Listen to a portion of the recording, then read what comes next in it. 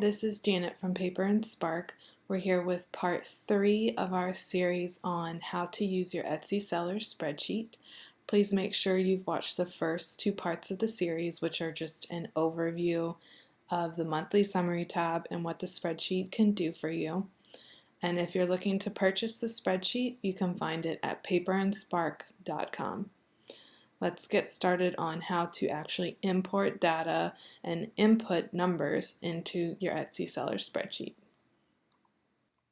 Okay, so I think the easiest way to really show you how to use this spreadsheet is just to walk you through a few months worth of examples.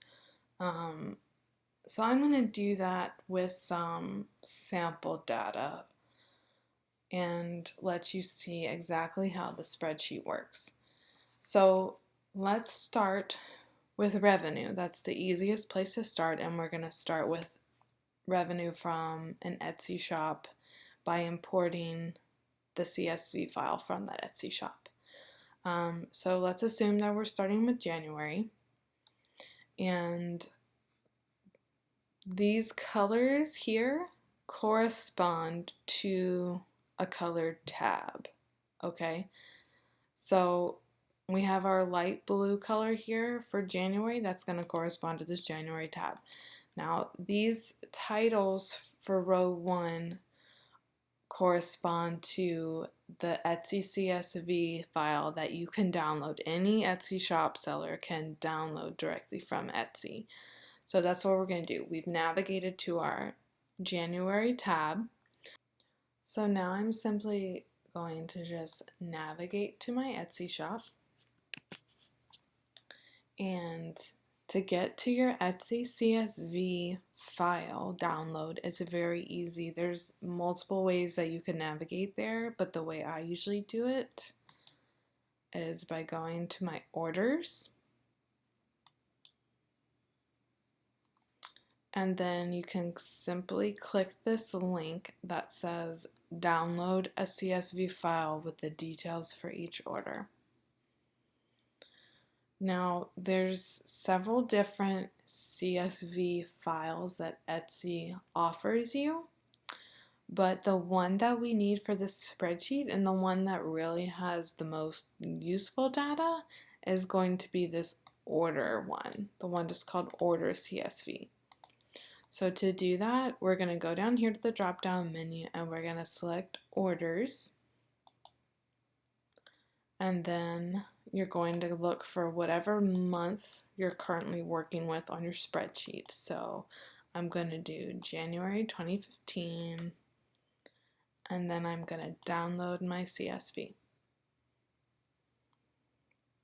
So I'm working on a Mac and out of Chrome, and my file has already downloaded.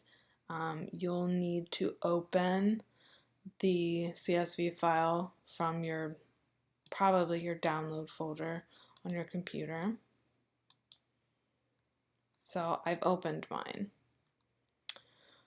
Now I'm not going to worry about the fact that this data looks really ugly and is in backwards date order and all sorts of weird stuff, but here's what I'm going to do, and pay close attention because the Etsy seller spreadsheet is very fickle, and if you don't copy this data correctly, then it will not work and it will throw everything else off. So just make sure you do this one thing right and everything else will be good.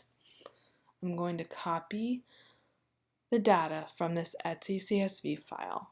That's what I'm going to do.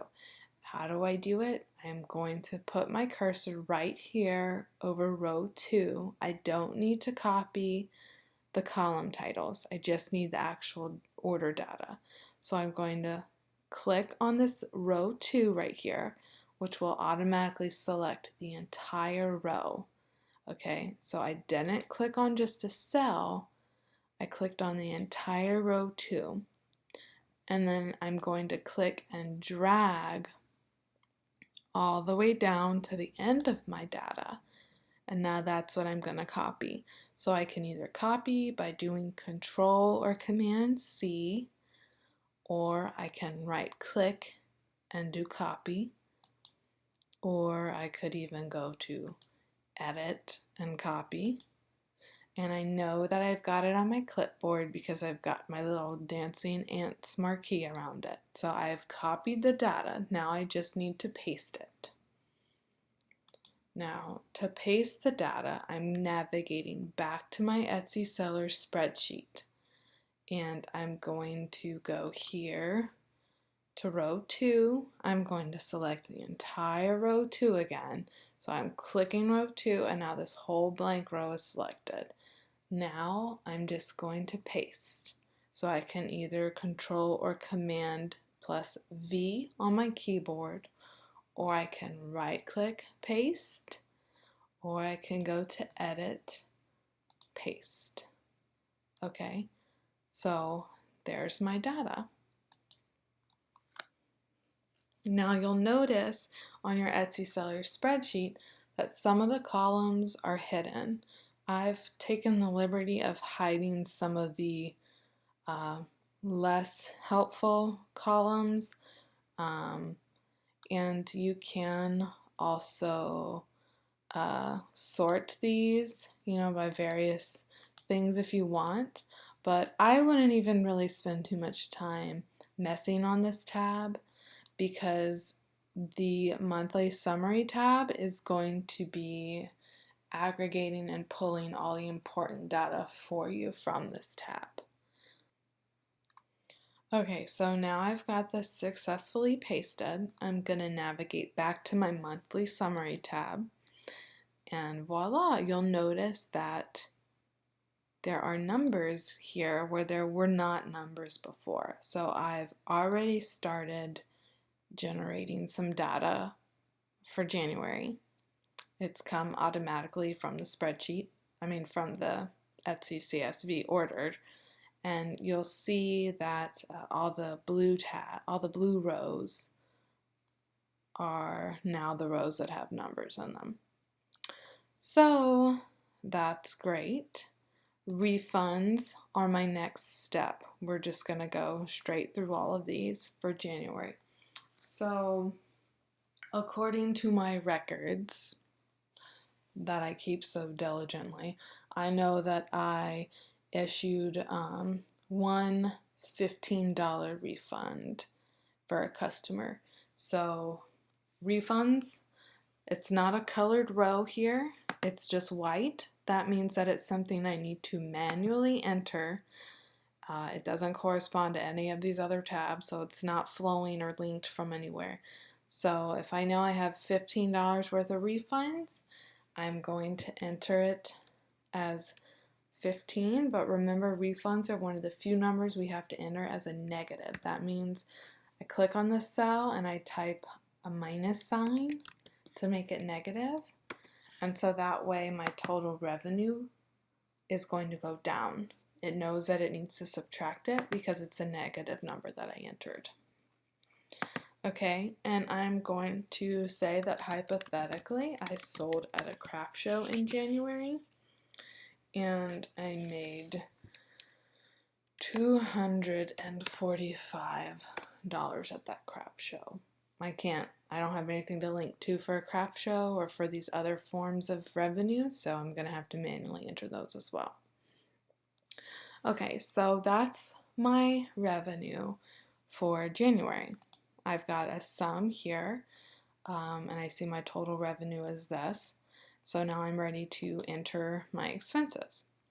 So the next step will be to enter our 2 lime green expenses. Where am I going to go for that?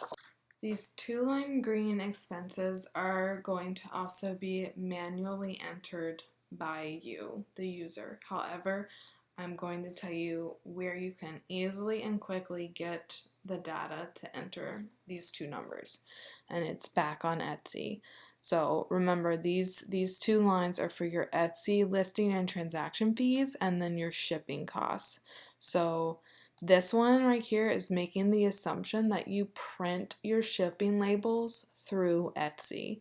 If you do not, if you use like stamps.com or PayPal or some other website to do your shipping, you will just need to find that data and enter it here. What I'm going to show you right now is how to pull it from Etsy.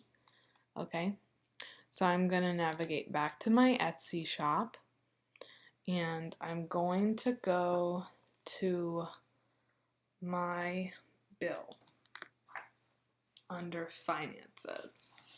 And again, I'm dealing with January 2015. So I'm going to go view all statements, and then I'm going to click on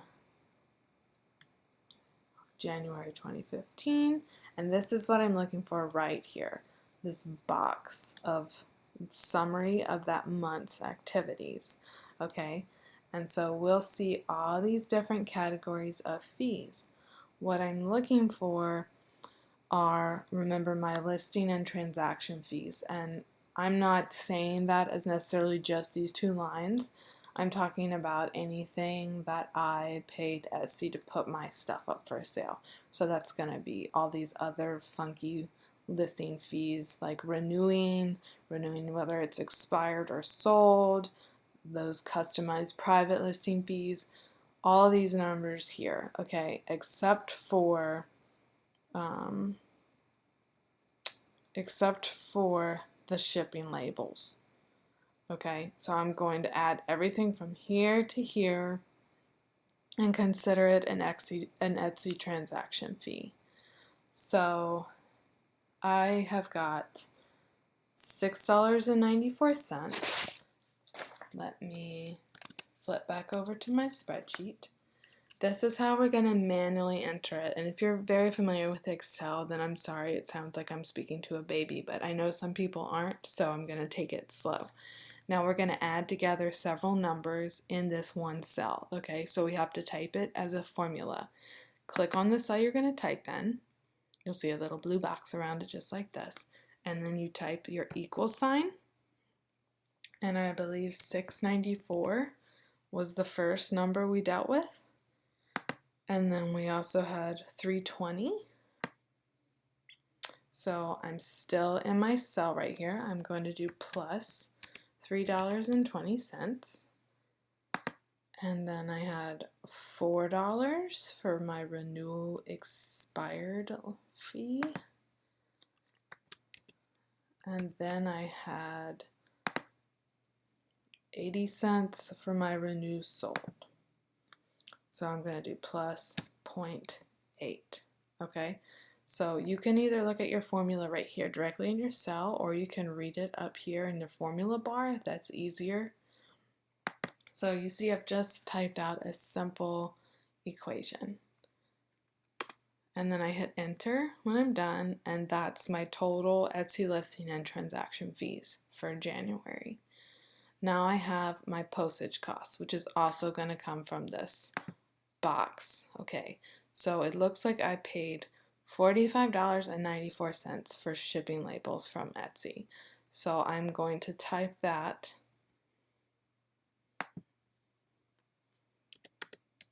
directly into that cell. Okay, so remember, you do not need to enter any of these expenses that you're entering as negatives. The spreadsheet knows that they need to be subtracted from your revenue, so it's going to do that for you. So that's how we enter our Etsy postage costs and our Etsy listing and transaction fees. We simply get it from your Etsy bill, whatever month statement you're looking at, and you can just add it directly from the summary of this month's activity.